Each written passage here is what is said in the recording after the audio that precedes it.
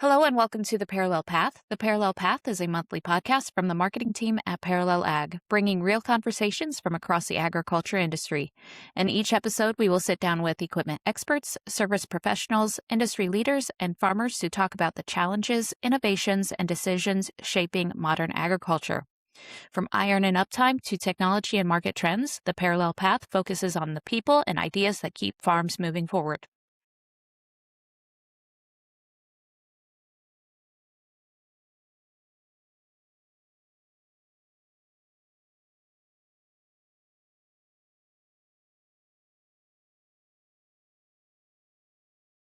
Today's episode is the start of something new for us. We're kicking off a Women in Ag series and talking to the women who are out there doing the work every day. Not the highlight reel, the real side of it. If you've ever been around hay season, you know it's not for the faint of heart. Long days, watching the weather, and figuring it out as you go. Today, we're sitting down with Kayla Wierczorek. I think I got it right this time, with Chronicles of Kayla to talk about her story, what life actually looks like in the field, and what it's like being a woman in agriculture. Kayla, how's it going? Hey, it's going. I would really like it a lot better if it was sunny outside, but beggars can't be choosers at this point, right? I feel that this Midwest, like nasty, cold, damp weather, I'm ready for warm weather. I need it to be 100%. 85 so bad, and it's like freaking March. Kayla, how did Chronicles of Kayla come to be? So I've kind of always been a blogger. I started blogging in 2020, or I guess 2015 really, and started sharing that after postpartum depression and life with Jalen as a newborn, like NICU, chronicle e-sick, chronicle like many visits in and out of the hospital. Writing has always been like my therapy per se.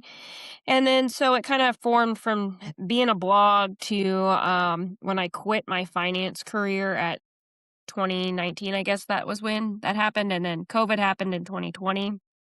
So it kind of just morphed from that. My father-in-law was like, these other women are doing YouTube. You could probably do that too. And I'm like, I don't really like, videoing myself. And he's like, well, just do the whole farm and, showcase it. You can do that and whatever. And I'm like, sure, I'll give it a shot. And so in 2019, when I quit my career to farm full time, it was kind of an opening to like start sharing that farm life, as a first generation farm, as being not just the farm wife. Then I went from being the farm wife to the farm hired hand to the farmer very quickly. So that's kind of where Chronicles of Kayla kind of morphed from. Also, people can't say my last name, so typing that in can be a real pain. So it wasn't, where we thought, okay, well, it could be Wierczorek Farms. And then my husband, Jason, also was very adamant, I'm not doing social media. I am not going to film and do all that stuff. So I'm like, okay, well, if you're not helping doing any of this, it's going to be about me. So it was just easier to make it Chronicles of Kayla and share my life stories on and off the farm. How did you come up with the name Chronicles of Kayla? Because that's Uh, unique. I like mhm. it, but So, because I was just doing the blogging stuff, it was, kind of just trying to figure out, um, what, I didn't really want to be a vlog or a vlogger, I didn't want those words in there. So when I was trying to figure out what also went with like my name to kind of be catchy, it was like just chronologically ordering my life. And Jason's like, well, what about Chronicles of Kayla? I'm like, okay, done. So it really started out as Chronicles of a Farmer's Wife because that's what I was. And then we shortened it down to Kayla. And now it's just the COK. I like it. Listen, where's my wand? Where's my wand? Wierczorek. There you go. I'm so proud of you. Have you been rehearsing all morning? Okay, I'm literally not gonna lie to you. Yesterday in my head, I was like, what? No, twice. I panicked. Like, I had a midday 30-minute panic because I was like, no, I had a whole thing. I like came up with a way to remember this. And then I was like, I'm going to wait for someone else to say her name first because I know I'm going to mess it up again. Listen, I was running it through my head this morning as I was getting ready, and I was like, Wierczorek. No, it's not Wierczorek. It's Wierczorek. And when I did the intro, I had to stop myself. You'll hear the pause because I was like, crap, I forgot how to pronounce it. Yeah. So that do was what they do in TV broadcasts and like phonetically spell it. Spell it out. Yeah, so that was a big part of, like, with our last name, and it is sort of unique in our area because, like, when everybody says, you know, they know, like, that's the Hay person. Like, they may not know how to say it or spell it, but they know what we're known for. And that was a big thing for Jason. He's like, I just don't know if I want everybody to know us in the world. I'm like, well, too bad now. Sorry about you. Yeah, that's awesome. Okay, so totally like not related to our podcast at all. Like, where does that name come from? Is it like It's a Polish. German name? Like Polish. Polish. Okay. Yeah. Oh. We don't have fun names over here. My maiden name was Anthony. Mine was Brooks. And My now I name? have Henricks. Stewin is just a good old solid German last name. And when I got married, I knew for a fact no one was ever going to get either one of my names correct ever again. I thought for like 6 months before you finally said your name, and I did not say it out loud because I knew I wasn't saying it right, and I needed a confirmation. I thought it was Stewon. I really thought it was Stewon. And then you introduced yourself to someone when we were at Marshall for the open house. I think that's what it was. And you're like, "Hi, I'm Alicia Stewon," and I was like, "Oh, okay." Would not have guessed that. Well, didn't Amber think my first name was pronounced Alicia for the longest time, too? I think so. I think there was some debate about that. Yeah. But you know what I will say, though? I was so upset with Alicia the other day because a few days ago, she took the day off, I think it was. And we have like our work group text, our work team message group, and then like our personal phones group text. This heifer, I sent a text and was like, "What you doing, Stewin?" She did not acknowledge it. She did not acknowledge it because I was so proud of myself. I was like, "Ha ha ha ha! See what I did there?" Nothing. I was at a doctor's appointment. Thank you very much. Inexcusable. Not okay. It was clever. Hold on, It was clever. sir. Let me make myself presentable so I can Excuse tell. BRB. Probably was. I mean, if you're anything like my boss, demands an answer right now. Does not matter what you're doing. My boss needs me We had just gotten off a 24/7. meeting. Was it yesterday? We had just gotten off a meeting and Amber's husband immediately calls her. And so we had a meeting with everyone. We as a team jumped on another one to kind of review everything, make sure we were all on the same page. And as we're on our review meeting, Amber answers the phone, and obviously we only heard her side of the conversation, but she was like, "Yes, I saw that you text me. Yes, I saw. No, I didn't text you back because I'm busy. Yeah, I will text you back. I see that you're calling me now. Why are you calling me? I will text you when I'm free." And it was like, she goes, He said, "I "I'm love at you," and she didn't say it back. No, but she also goes, "I'm at work. What do you think I'm doing?" And I do that to granted, I work remotely 99% of the time, but my husband will text me in the middle of the day. "What you doing?" Okay, What do you think I'm doing? Painting the walls? my boss is my Butterflies. husband. My boss is my husband, okay? He has me on Life 360. He gives me my assignments 98% of the day, right? Okay? Tells me what I'm doing, right? I'll be baling. I'll be baling in the field. Calls me up. "What are you doing?" "Picking wildflowers. Cooking a meal." I mean, Shiny what butterflies do you as think they I'm go by. doing? What do you think I am doing? I'm baling hay. In the first attempt of recording this episode, we talked about how you were in finance, and then how did you go from finance to actually working on the farm? What was that path look like? What did that look Yeah, like? that's a huge change. Yeah, so growing up, I came from farming. Like, technically, I should have been a 5th generation farmer, but I was born in being a girl, and we were only girls in our family, and my grandparents got to the point where like they didn't really offer my dad a buy-in option. They were just like, we were farming one day and the very next day everything was for sale in junior high. And I thought, well, there goes my dreams and everything I wanted to have, because it was gone. Like, it was sold. Like, we didn't get an option to buy it. We didn't get, all that. It was just, we were farming one day and then it was done. And so that was a really hard like thing for me. So like I went to college for ag education. Like that's where I was, my life I thought was headed. And then I had my son Keaton, and I changed career paths because the good Lord opened a door with finance. And I was like, okay, well, if I'm not going to go into ag ed, then I'll go into ag business. So I finished out my finance career with my finance degree, and I worked for a very well-known firm for about a decade, I guess, a little more than a decade. And I was in the process of becoming my own financial advisor and doing all the things. And there's a couple of huge tests that you have to pass no matter what to have your own office. And those tests took a toll on me because I was raising 2 children. I was training horses. I was helping Jason on the side at the time. He couldn't keep hired hands. So a lot of times it was like I was getting off work at 5. I'd get home at 6. I'd change clothes. I'd pack the kids up. I'd go to the field and try to help him wherever needed. And it took a toll on me. I was becoming to where like I would leave the house completely fine at 6 o'clock after I'd been up since 4. Like I'd worked the horses, got the kids going, got myself going.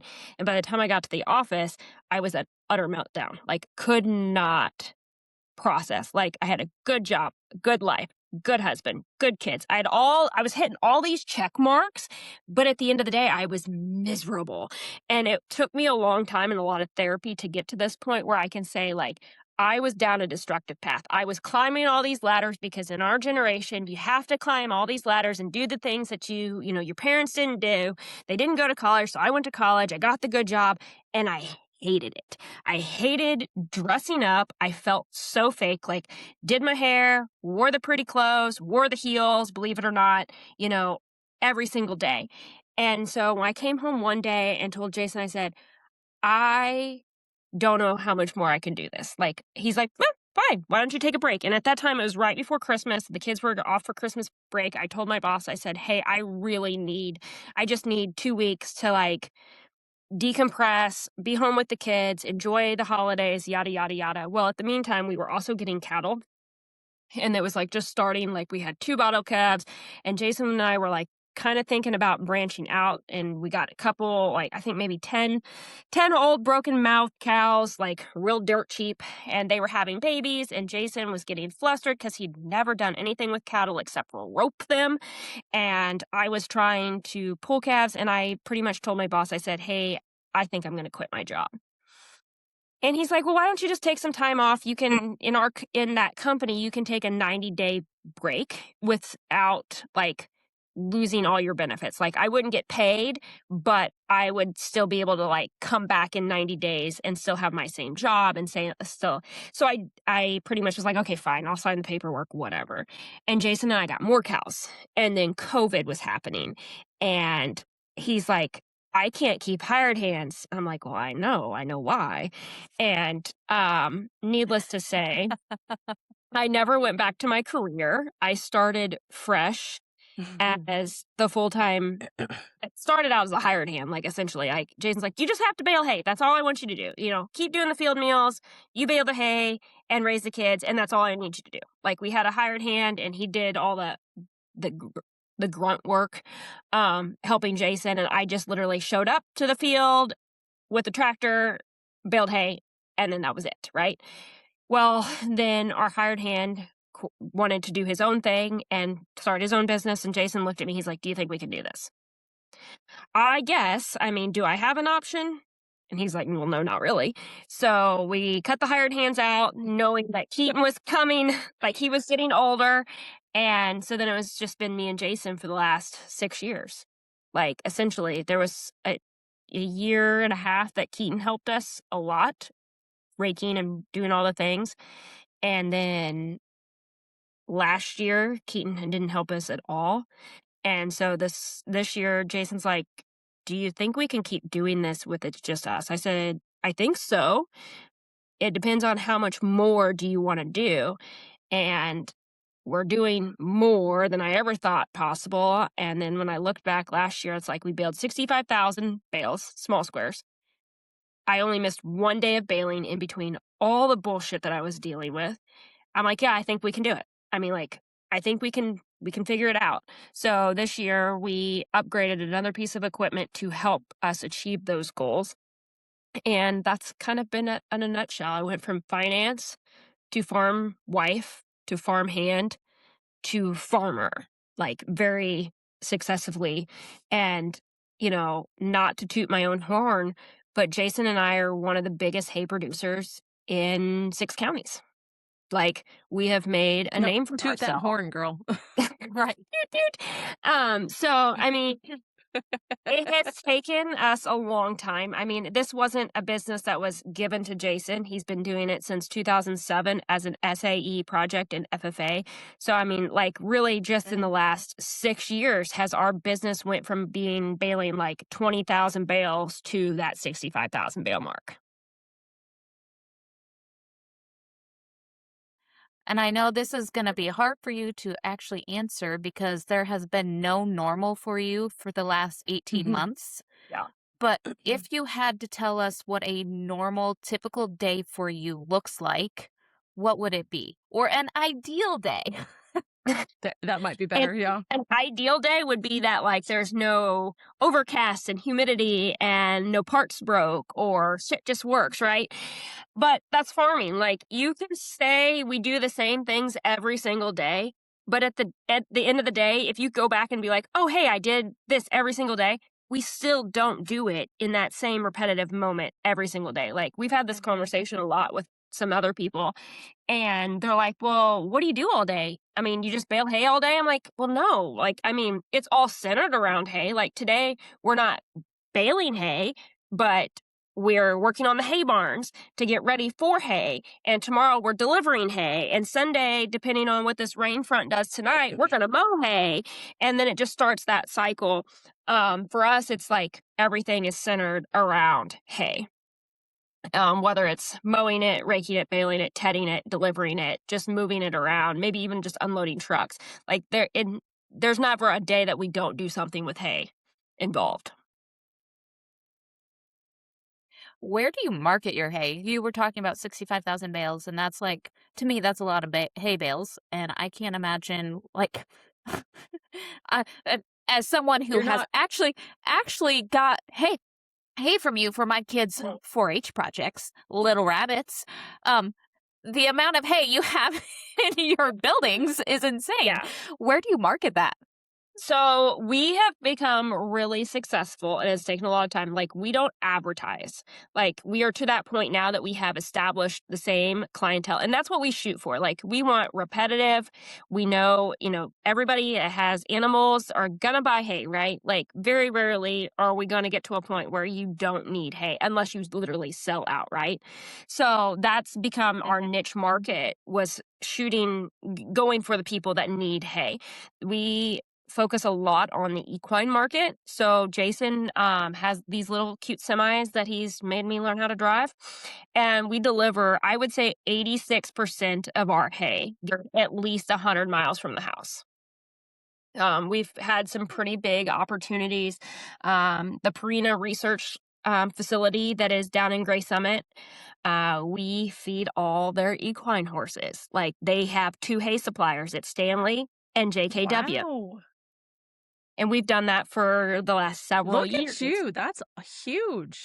And so then this spring, we went and met with William Woods, the equestrian school in Fulton, and we are going to supply their hay for their horses. So for us, it's like we have several big barns that we routinely take hay to, which is why we had to do more alfalfa, because people are asking for it as, like, the equine world shifts from, like, being a feed, like, leaning heavily on their feed market, to being more of everybody is looking for how to be healthier, whether that's the rider or their animals. And to do that, you have to merge them off of good quality feed to a good quality hay source. So Jason and I have poured our life into our hay in so many ways, like having better equipment and putting up better, facilities like our barns. I mean, they have taken a lot of work and a lot of sacrifices over the years. Like the truck that I'm sitting in, Jason and I shared a truck for 5 years. We did a lot of walking. Mm-hmm. Or we didn't, or we were together. I mean, like, why did we need 2 vehicles if we were always together? So, our hay business pays for everything. Like, as a content creator, everybody's like, oh, hey, you get paid big bucks on YouTube. You have all these things. You get all this money. And it's like, no, my content is literally many pennies to what our hay is providing us. Mm-hmm. Like, if content died tomorrow, like, if social media just dropped off tomorrow, like, it would be we'd still survive. Like, I don't need our content. Yeah. It's a bonus. That's how Jason and I look at it. Like, what we make on my content is a bonus, like us to have, like, 2 vehicles, or I bought a side-by-side last year, and that was what I used some of my bonus money on. It wasn't like, we did need a side-by-side. But, like, most of our stuff all goes back to what we need for the farm. Yeah. So, did Jason grow up around horses? Because I know you're talking about you train horses and everything like that. Did he grow up around them? And then, Yeah. second His question there, did that make it, if not like an adjustment, to focus on hay for equine? Because I do know it's very different, like what cattle So need in their hay versus right. what your horses need. Yep. So Jason was a team roper. His mom had horses. He had horses. He roped 4 or 5 nights a week when we were, started dating, and even when we were married. Like, that was his thing. Like, I joke all the time. I'm like, if we had horned cattle, life would be a lot easier for both of us because we could catch them a lot easier, right? And so, like, he can't catch anything without horns. Okay, so it's a real crap show watching us doctor sometimes.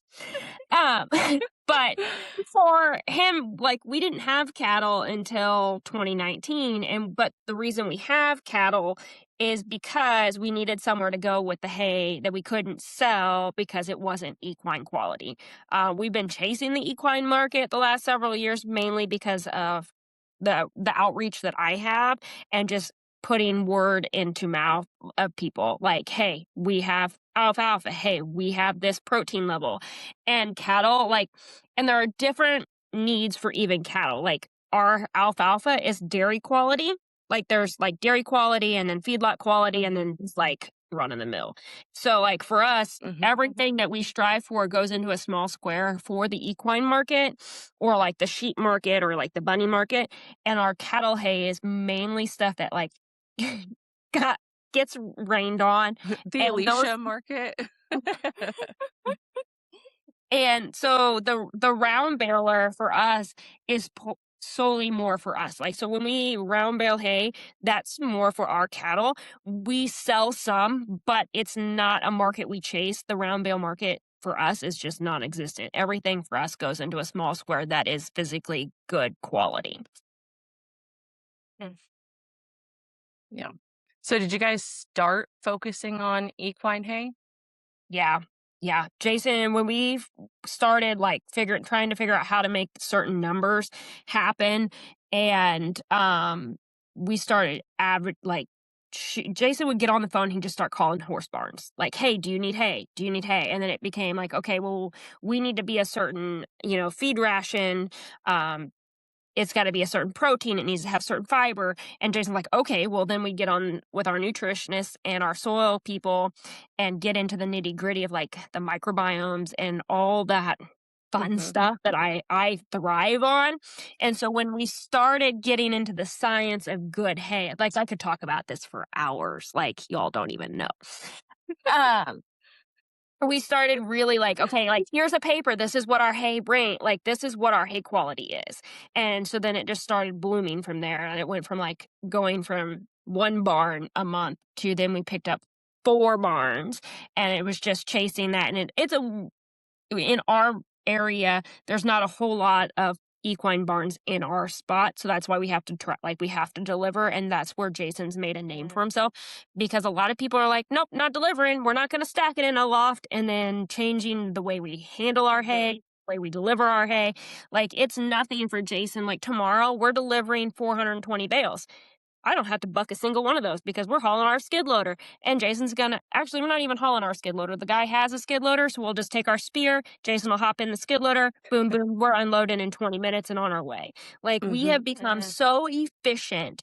And I think that's where a lot of people don't realize, like, new equipment makes you be more efficient. Like, knowing exactly how much fuel you're spending, how much time you're in the tractor, all these things that we get to look at, and all these numbers that I thrive on, has made a huge difference in just being more without having more. Like, we're not going to go pick up more acres. We can't go buy more acres, right? So how do you do more with what you have? What kind of equipment do you guys run for the most part? So we have Massey Ferguson equipment. Which started out, we've ran AGCO balers for a long time. We first got our first AGCO in 2012. Jason was and the reason he went that way was because that was when I was starting to help. I have a really bad back, and the side pull that he used to have was not beneficial for me and teaching me how to bale hay. So we needed something that was in line. So we got our first AGCO in 2012 when I started helping, so that it was all in one straight line. And then it just kind of went from there. So switching from the 1393 mower conditioner to a self-propelled windrower, how has that been for you guys? Well, Jason loves it. He doesn't share the new toy. But I haven't mowed with him. Like, I've rode with him, and I see so many things, like just being able to, get across the field faster. Like, with the 1393, like, he was capping out at 10 miles an hour. Now he's like mowing hay at 14. Just being more efficient and getting across the thing. I haven't seen, like, too much huge difference, like, in the way things are cut, because it's essentially the same thing. Like, our windrower is the same 13-foot head as the windrower is, the 1393. Like, all these things just changed. The only thing that I did change was, we couldn't get a double conditioner on the windrower head. And Jason was a little bit finicky, not sure how dry down time would be for the alfalfa, because we were running a double conditioner and now we're not. But we just go in with the tedder, like, immediately, like, the windrower runs, and then in 2 hours we're tedding. And prior to that, we would windrow and then ted the next day. So we really have just now shortened a whole day off, which is another thing. Like, for us, we have to be so efficient to get across 500 acres with 2 people. We have to be in, out, and done, right? So now everything is just a timeline.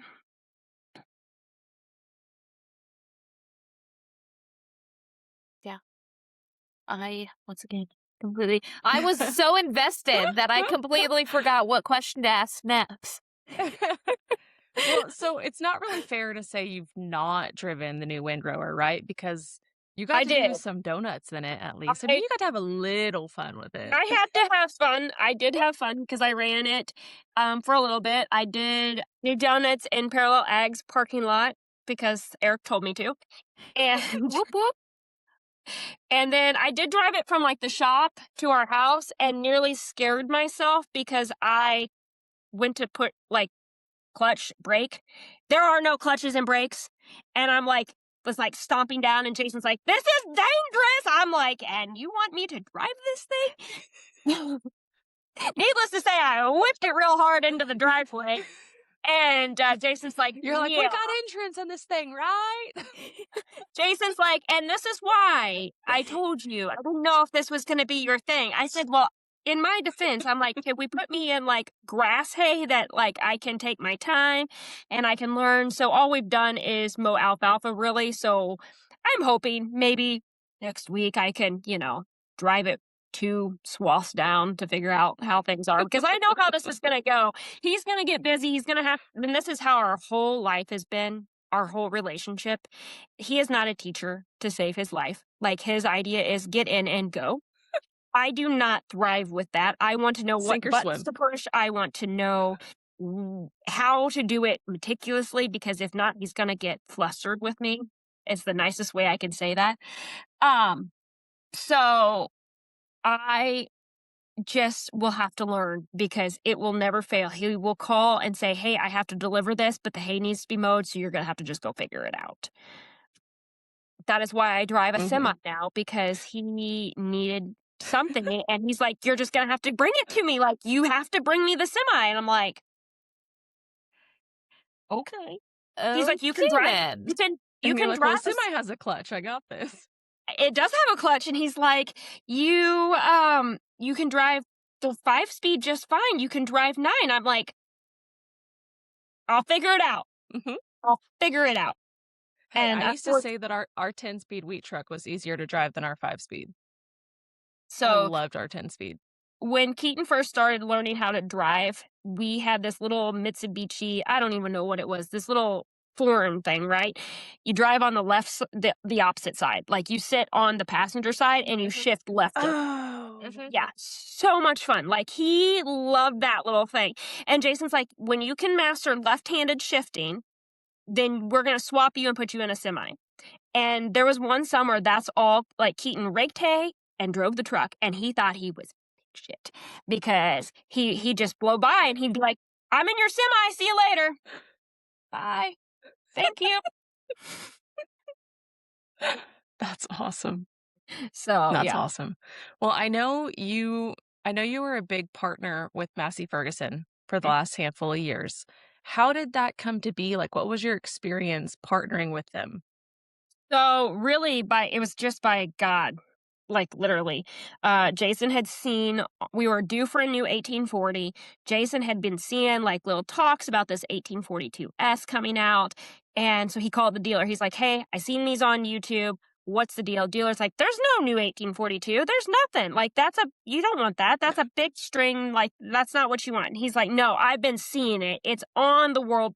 Like, it was over there, but not here, right? So our dealer made some phone calls, and I'm like, hey, I have a small channel. And they're like, okay, well, send me some clips. And I sent them just not even thinking about it, like, offhandedly, like, hey, I would really like whatever works. Like, we would really like to get this baler. And so then they came back and they're like, hey, we're really interested in you. Would you be willing to demo this all out? So the very first year that we had the 1842S, I was the only person in the States that had it. It didn't come live for pre-order until October. So Massey brought us out the 1842S, the 5S 145, because they did not like the John Deere tractor in front of the baler, right? And then they brought us brought us a rake. So that very Shocking. first year that I partnered, Jason and I thought we were just going to get this baler, and they showed up with 2 extra pieces, and my whole life, just like, my channel changed, my dynamic changed, and it was like, whoa, like, we've, like, did something big, like. And so in our area, it's not a Massey red, okay? It's Case IH red and John Deere. Like, in our area, there's not Massey. Like, That's and unfortunate. so, well, I've been trying, guys. I've been trying. There are some fence popping up here and there, so giving a little bit different shades of color, which, and We're Jason trying was, to. We're getting there. and so Jason was like, and I've always been a red girl. Like, I was an international girl growing up. Like, and I kind of threw a big fit about driving green anyway, because I just didn't like the color scheme with red and green. Besides the point. So then it became like this big thing that, like, we're chasing the hay market, right? Like, that's our life, right? So why wouldn't we invest in what is built for hay? So that was Jason's, like, when people ask about us, like, how we went, why did we go from being John Deere to Massey? Why do we have Massey tractors?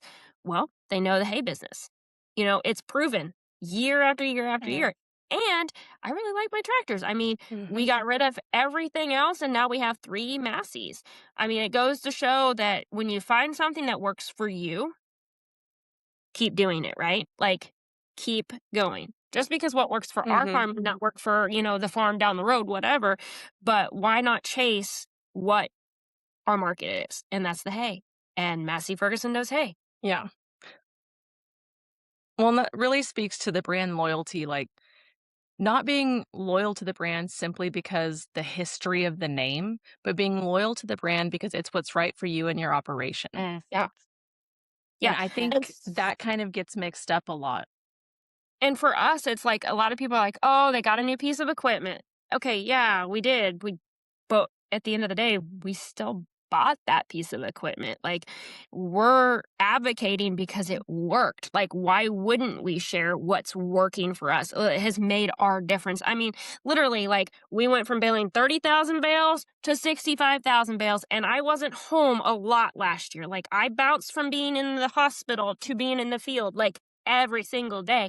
It goes to show, and that was a big thing for Jason and these tractors, especially for like somebody that's helping us like one off. Like, his cousin will come in and help us one off a day, right? Or even Keaton, or now Jalen coming in and trying to learn the tractors.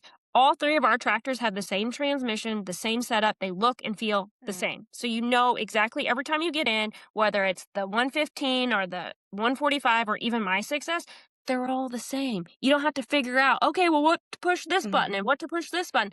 They're all the same. Yeah. Yeah. That makes a big difference. It really does. As we're talking about JB coming in, as a woman in the field, bringing a daughter into the field, what does that look like, and what is a lesson that you have learned that you want to pass on to her? That you can do anything. Like, for me, um, Jason obviously wanted me in the field, and I wanted to be that in the field because that's what I've always wanted to do. Like, when I was tugging along with my dad, I was right there every single day that he would let me come along. And even on the days that he wouldn't let me come along, I somehow still snuck out to come along.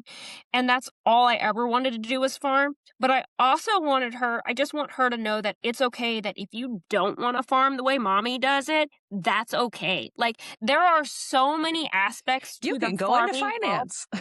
You can go into finance. You can do the book work. You can make the field meals. Like, we've had this conversation so many times with some of the girls in our area that are like the 15, 16, 18-year-olds that like, I don't know what I want to do. I want to be on the farm, but I don't want to just raise babies.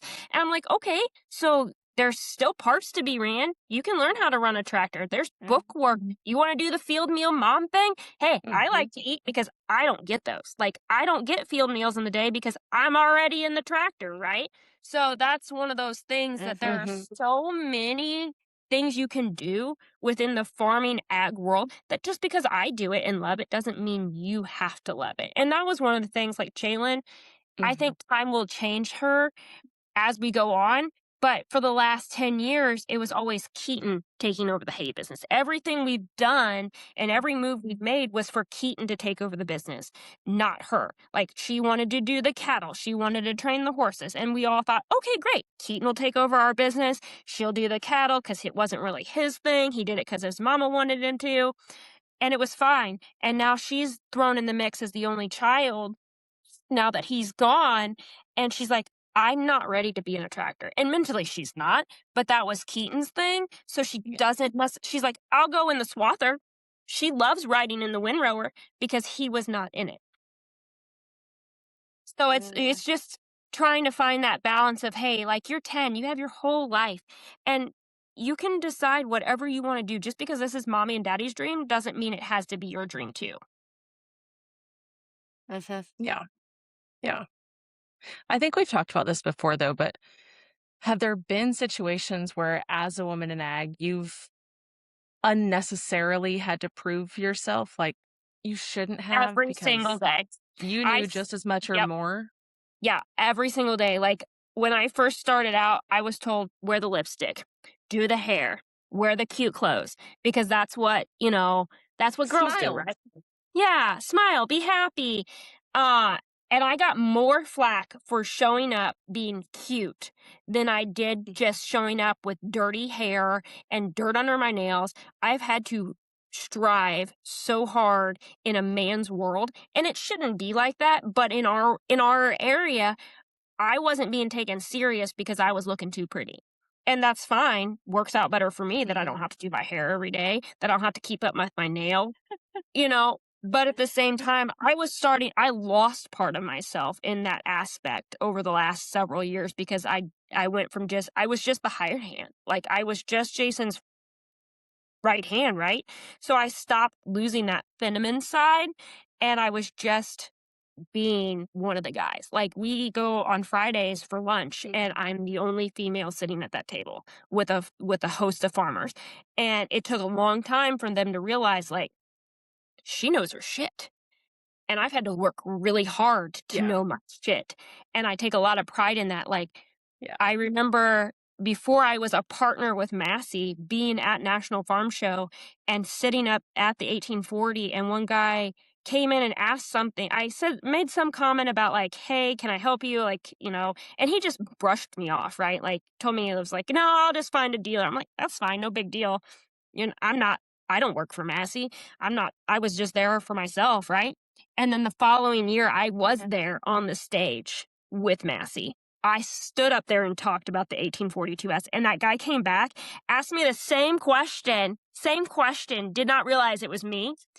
And I gave him the answer, and he's like, I think I talked to you last year. I wish I would have known because that would have saved me a whole lot of headache. And I'm like, yeah, it probably would have, but I hope it helps this year. But I have strived my whole life to put myself into a man's world and just knowing that I can do as much as Jason can. And that sometimes gets me in trouble because I do try to be as much as Jason, like lifting things, like working on things, like, Jason has 120 pounds on me. But at the end of the day, he forgets that I'm not a man and he'll be like, hey, can you hold something? Sure, it's 500 pounds, but I can hold it while you weld it and find the 10 tools that you've set down. And so it's just finding that little happy medium of, it's okay to be a girl. And I've had to figure that out the hard way that, looking pretty can be okay and still sitting in a tractor. And that's a mental thing on myself. Nobody else has like really been like, oh, you can't do that. Yeah.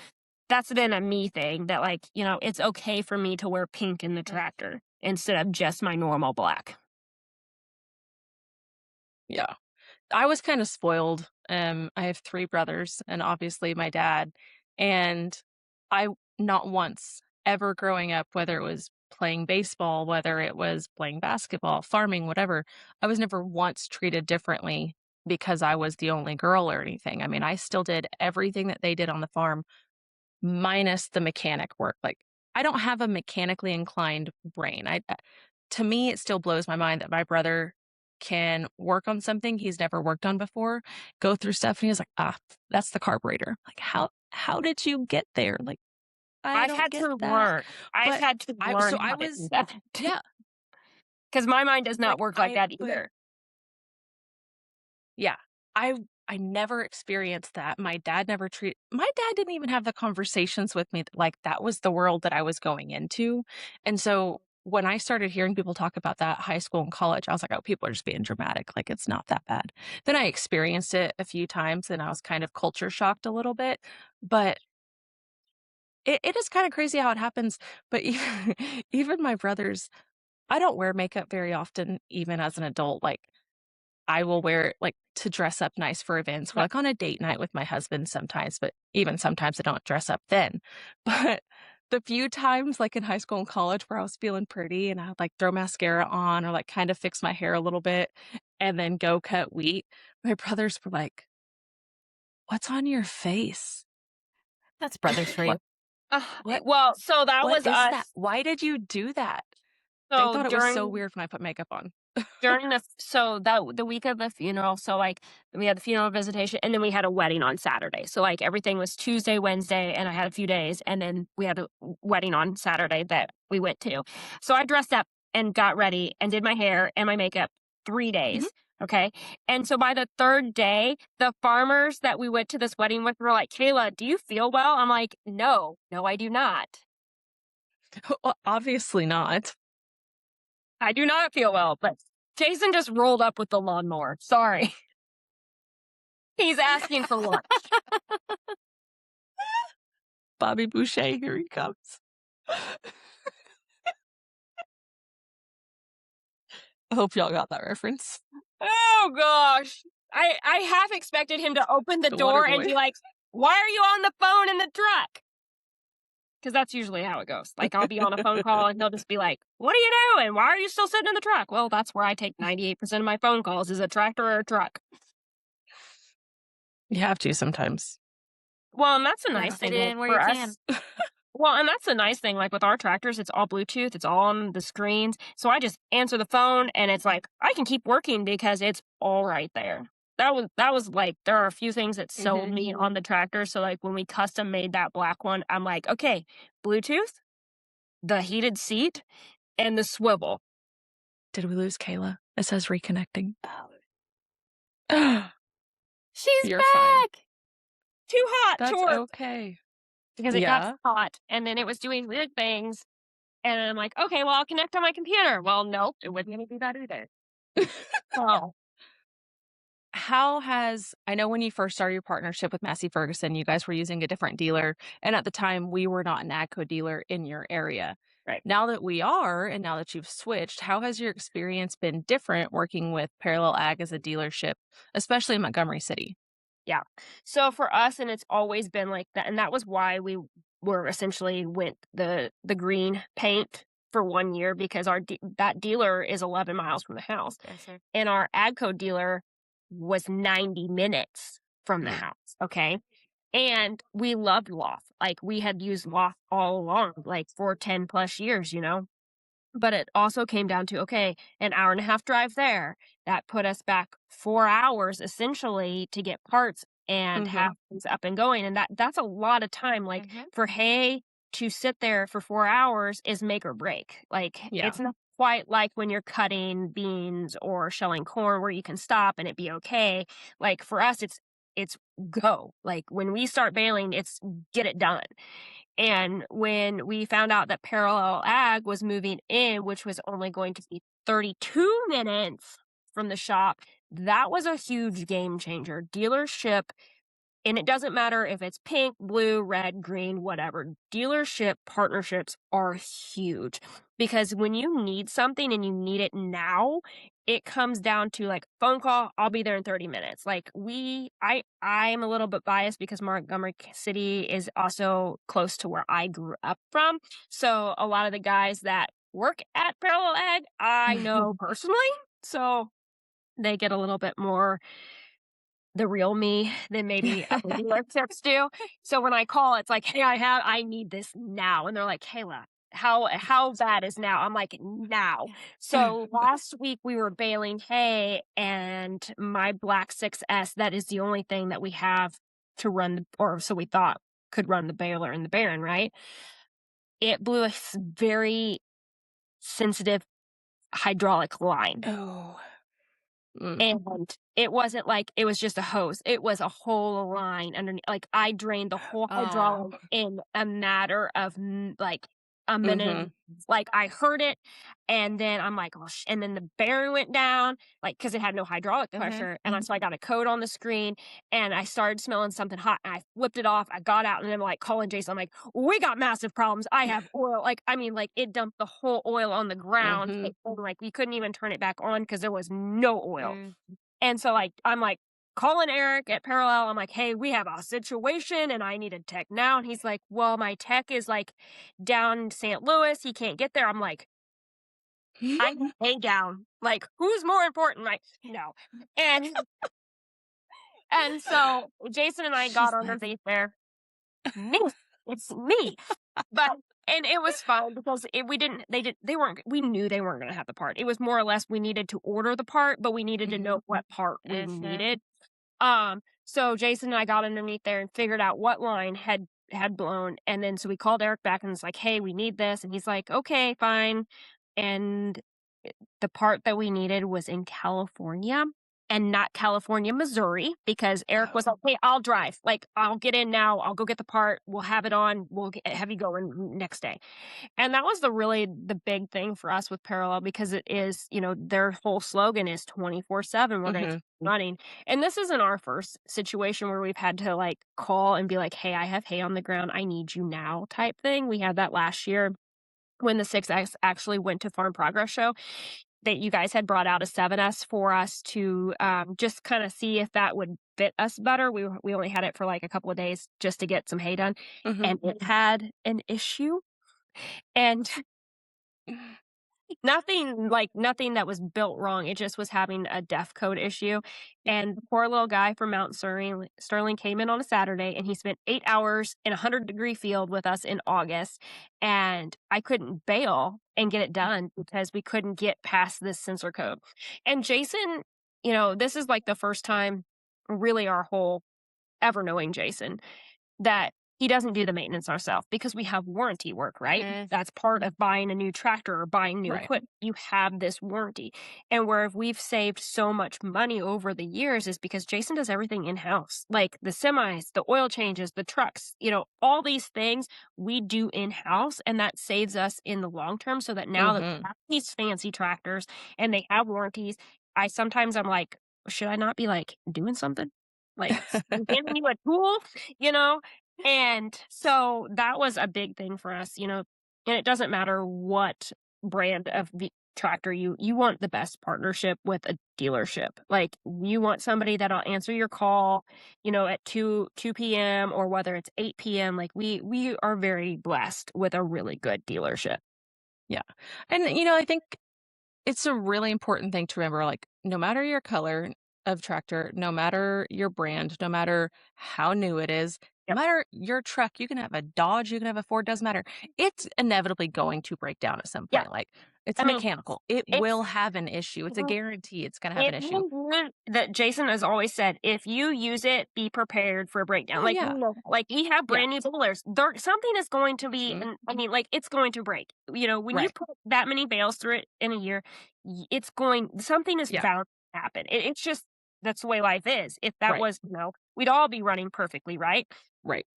But it also humbles you, like, our dear dealership used to be phenomenal, and it kinda has changed life and hands, and my cousin doesn't work there now, and some of the guys that we had always called to, like, fix not even fix it, but know the parts, they're not in there now. Mhm. It's young kids that don't know the system, that don't know the parts, that don't know the customers, and that's really, like, changed Jason's perspective on using them and just being like, "Okay, well, yeah, it's 11 miles from the house," but they don't know what they're doing, and that Yeah. makes a big deal too. Yeah. And I just know that it's one thing that we really pride ourselves on is our 24/7 service and parts guarantee because we've noticed in the last year some other dealerships start advertising, "Oh yeah, they're doing 24/7 service." But then if you read the fine print, it's like a $250 after hours fee or Yeah, more. yeah, And we don't do that. And that all started with Earl Livingston when he founded Livingston Machinery Company down here in Oklahoma. And back then, he was passing out business cards and was like, "You call my house phone.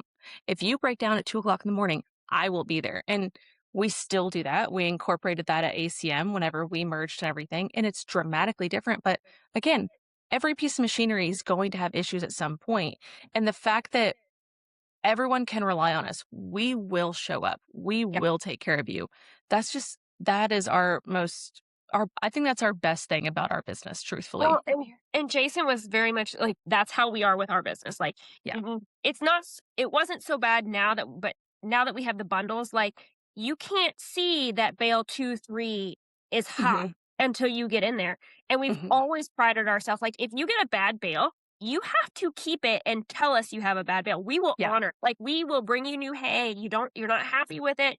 We honor that. And that has always been part of our business plan. Like, delivery and, making it right. Like, if you get a bad bale, just call. Like, we'll feed it to the cows. That's the whole Yep. reason we have the cows is to go Yep. somewhere with the hay that we couldn't quote unquote sell. Yeah. Exactly. Exactly. It it really does make a big difference your experience with whoever you're working with, whether it's a customer on your end or whoever. So Yeah. I'm When you first reached out to us because you were wanting to switch dealerships right after we got the contract, we were so excited. And I think that So was like excited. selfishly for me and Alicia. One Not hundred even you as percent. the customer. Not even you as a customer. We were just so excited to get to work with you. And so that was really cool. That Well, was really cool. thanks. It's been fun working with you guys The too. dealership was just like a bonus, right? Sam and Alicia in parallel is just literally just icing on the cake. That's right. That's right. Your actual work is just fun. That's awesome. But okay, so how's life been like outside of the hay business? Like what's kind of going on for you guys? You want the nitty gritty of it, or Always. I mean, do you want the nitty gritty of it? This is up to you. so? We've talked about Keaton a lot. Mainly because he's just so heavily on our hearts these days. Um, right after he turned 14 in 2024, he was diagnosed with a rare brain tumor that we didn't know how long we were going to get. Like, honestly, like the fact that he is one of 5 that has had this, and he was the only one that made it past, 3, 4, 5 months. We got him for 18 good months. And like, really, I mean, we had him for good months. Mm-hmm. And so his big thing was he just wanted to get back in the hayfield. And unfortunately, he passed away in middle of April, like the same week that we were going to get into the field and the triticale. And like he passed away on a Friday, and that following week was like we were going to do triticale. And Jason asked me, and he's like, "Do you still want to do it?" I said, "Yeah," because he would be more mad that we didn't just go on and do our plans. So like Yeah. we got done with the visitation and the funeral, and then Jason and I went and got into the field that afternoon. Like we went and laid down triticale that afternoon. And so now that we have the windrower, and that was our goal. Like we've been trying to get that windrower for like all winter, more or less. It seemed like that we were just trying to get it because Keaton was so like he thought they were so cool. Like that Well, they are. and they are. And I just remember Jason coming in for lunch, couple like maybe March when we were really like hot and heavy looking for like scouring the world to get the one. And our fridge had stopped making ice 3 years ago. So it works great, right? Does not make ice. And Keaton had made the comment, it'd be really nice if we could just go get a new fridge. And Jason's like, well, we could get a new fridge, but I'm trying to get a windrower. And Keaton sat there and looked at him and looked at me, and he's like, yeah, I think the windrower is a little bit more important than the fridge. And so this past week, our fridge got delivered. Oh. And so I had like this little bit of a meltdown when the fridge came, because I'm like, he just wanted the littlest things. Like he was still Thursday night, he was very adamant, like, who's feeding the cows? Like, who's going to take care of cows if you stay home with me? And I'm like, I'm not worried about it. Like, I'm not worried about the stupid cows right now. But that was him. He was always worried about the next thing. And so losing him is like losing like my right arm, because he wasn't just our son. Like he was part of our day in day out life. Like he was Jason's shadow. Like going to the hay barns was really hard the first week because he was in there, he was moving the equipment, he was driving the trucks, he was so embedded into our business that it has just shifted. And I thought that it would be easier. Like I thought going to the hayfield would be easier because he wasn't in the hayfield last year. Like he helped us with triticale here at the house right before he went in for some new chemo, and then life just gave him shit luck sometimes. But he never was like poor pitiful me. He was always worried about, okay, where's dad going with the hay? When's the cows going to get taken care of? What's next? What's coming? Like his go get it done attitude has just embedded into everything we've done now. Yep. And so, long story short, I've just changed the way our life looks, and it's sparked a lot of things that I've written about, I've played around with, and like every time tell God, I'm like, I'm done. I'm done doing social media. I don't want to share. It's too much work, because it is. Like filming is easy. Like setting up here and talking is easy. It's the editing, it's the description, it's uploading, it's all these extra pieces that just are hard and long, and it's time consuming, right? So every time I'm like, God, I'm done. Like, I'm not sure this is me anymore. And I'll walk away. And I distinctively remember Keaton saying something when we got the bad news that the cancer was spreading and that they couldn't do anything in April. And he said, when one door closes, another one opens. And he knew that his door was to heaven. But I keep thinking about that because every time I get ready to walk away from something, God says, here's another door. Like the partnership with Lucy, the partnership with you all, some of the equipment that has come through down the pipeline, our partnership with Acres TV, like all these things have just built because I've said, God, what do you want me to do? And so it's opened doors that this would have our lives would have just never been the way it would have been had I not. I mean, obviously we'd still build hay, but would we be doing it with brand new equipment the way we are? I don't know. I don't know. Yeah. How has balance been? Let me start over. How has balancing all of that together been different this year from maybe last year or so? Because you do have new partnerships and all that kind of stuff, and it is exciting.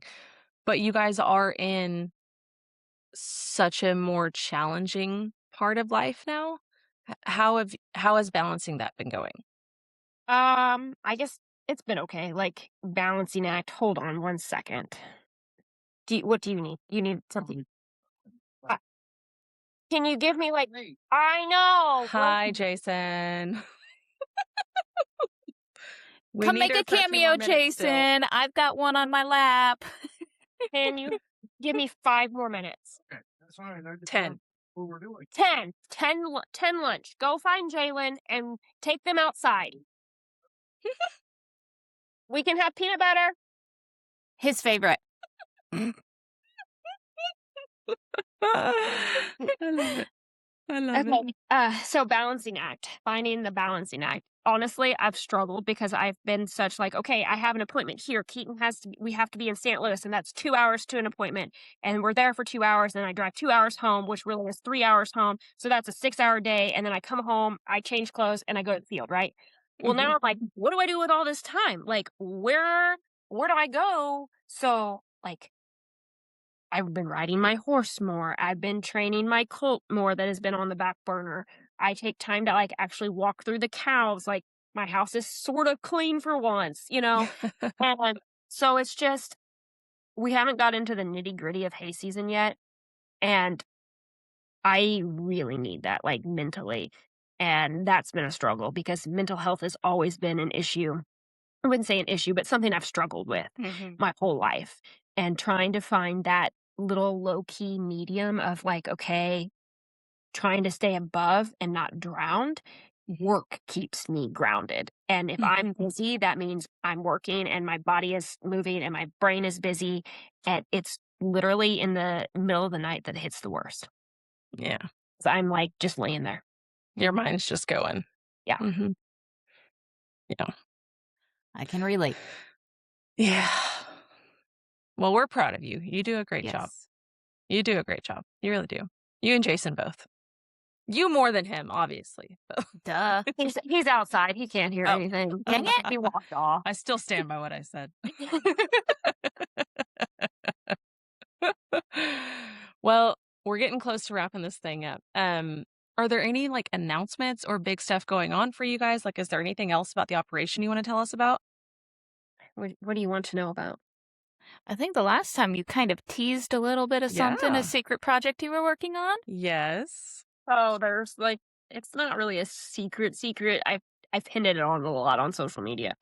I'm trying to write this book, and I've tried to write this book for years, and every time I get so far, then life happens and it throws me for a year, and then I just shove it back into a Google Doc and I don't touch it. And I started writing it in January, and I wrote like 37 weeks of it because it's like a farmer devotional book. And it's not just for like farmers like that are in the tractors doing the things. My whole thing was I wanted it to be where it could be the farm mom or the farm daughter or the farm grandpa that's retired. I wanted it to be very much open where it wasn't just being like, okay, it's for the farmer who's in the tractor every day. Because my life just looks very different than like your all's life or even like my life versus Jason's life. He's not worried about if the laundry gets done. He only cares if the socks is in his drawer, you know?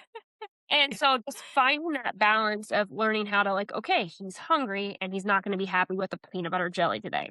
And he just requires more than I do because I could live on a spoonful of peanut butter and a protein shake, and off I go. And it's finding that balance of this book that has put a lot of, I wouldn't say pressure, but I just want it to be perfect because it Yeah, is no pressure with that at all. right. I just wanted it to be perfect. Yeah. So is it like a weekly devotional for like a full year? Like Yeah. that's what you're aiming toward? Yeah. Yeah. A whole year. Yeah. And so like it's more or less it's giving you a Bible verse, a Bible study, and then my like perspective on said that, and it gives you like cue things to write in for that week. And then you can kind of take it because it's like going to church. Yeah. You know, there's 50 of us in the seats, but there's 50 different interpretations of that. Like just because I feel one way doesn't mean that's how you are gonna feel type Right. thing. So Is it geared more toward women or just kind of like, whoever? my hope is that this one is geared to whoever. And then I have a second book idea that's more of like a reflection on being the female farmer. Cool. Mhm. That's That's really awesome. cool. Well, Okay. we typically wrap these up with Salem doing some rapid fire questions. That's right. Salem, you got your list ready? I do. I'm excited. I've edited this a little bit, so I've made them a little bit faster, a little bit more fun. Okay. Are you ready? Okay. Fast answers, don't overthink it, okay? First cutting or second cutting? That's really hard because I really like first cutting, because second cutting, I'm just like, put the tractor away, I'm done. Okay. Net wrap or twine? Twine. So much twine. This one's the easiest question, obviously, but a cab or open station? Cab. Right. Sunrise or sunset baling? I am sunset baling, but I am a sunrise girl. Mm-hmm. Round bales or square? Square. Rake or tedder? Oh, that's hard because I don't like tedding. The rake. New equipment or that tried and true old equipment, old iron? Just give me my black tractor. Please. But not on my list, but what do you have a nickname for the black tractor? Like you She's have to have a nickname. Black Beauty. Obviously. Okay. Weather app or gut instinct? Well, weather apps prove to be wrong, so we're just gonna go with whatever it looks like outside. Right. What's more stressful, a breakdown or a pop-up storm? Pop-up store, you can't control that. Yep. What's your favorite field snack during hay season? I don't eat. Oh, well, okay, that's good. Gloves or no gloves? No gloves. I cannot function. Cannot get my hand. Like I have little hands, and it just does not work. They get too bulky when you wear leather gloves, and you don't lose. Like I would much rather have no hands than wear gloves because it's like, I mean, I feel like I'm just walking around with like this stick hands. I don't know what to do with my hands. Yes. Best smell, fresh cut hay or diesel? Fresh cut hay. What's your most trusted machine on the farm? The baler. What's your most used? I'm scared to ask this question. What's your most used phrase in hay season?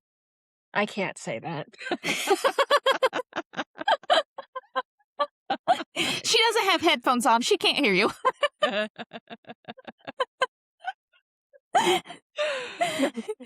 She was like, nope, still not going to say it.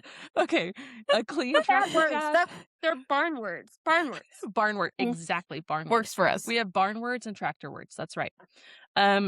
Clean tractor cab or lived in tractor? We live in ours. That's right. Music or silence in the field? I am a silence girl, but Jason drives me nuts. He will get in, and the first thing he freaking does is flip that radio on and blare it. And I'm like, well, and part of that is because I can't film and have the radio on anyway. So I just literally sit in silence, and it drives him nuts. That's impressive, quite frankly, because my mind never stops and my internal monologue is just out of hand. So I can't be alone with my own silence. thoughts. Oh yeah, 100%. It's a dangerous game right there. I write and really just fluster Jason to no ends because I am constantly like text. And he's like, why aren't you working? I'm like, I am. Text. Because that's where I'm filling the silence. Well, I guess that kind of answers my next question. Phone on loud or accidentally ignored? It's always on Do Not Disturb. I love that. Okay. What's the most satisfying part for you? Cutting, raking, baling, or stacking? Walking home from the hay barns. Absolutely. I love Done. that. Done. Okay, 2 more. What's one piece of equipment you would never want to lose in June? Baylor. Mm. But heck, I don't know because I didn't really want to lose the tractor, but I did find out that Keaton's little 115, it can do it. It can do the Oh, job. That I love that. 115, because it has power beyond, it can do the job. That's fantastic. Okay, last one. What is one word that describes hay season to you? Jason, you got any input? Apparently, I'm ending on the hardest one. Yeah, I was not. What is it? Money. Don't spit, Salem. Don't do it. Because I was fine until you said that. Jason's phrase is it smells like money. Now it made my That's nose funny. That's what my dad tickly. used to say about the feedlots. Smells like money. Smells like money. We'd always drive by him growing up and being a kid. You're like, what's that smell? He's like, smells like money. Always. Always. All right. Yeah. Okay. That's all the questions I have. As we talked about today, there's a lot more going on behind this life than what you see on the surface. The long days, the pressure, and the pride that comes with it. This is just the start of our Women in Ag series, and we've got a lot more conversations like this coming up. But that's going to wrap up the episode of Parallel Path today. Thank you so much for spending time with us. If you enjoyed the conversation, make sure to follow the podcast wherever you listen so you don't miss the next episode. And if there's a topic or guest you'd like us to cover, we'd love to hear from you. Until then, we'll see you on the next Parallel Path.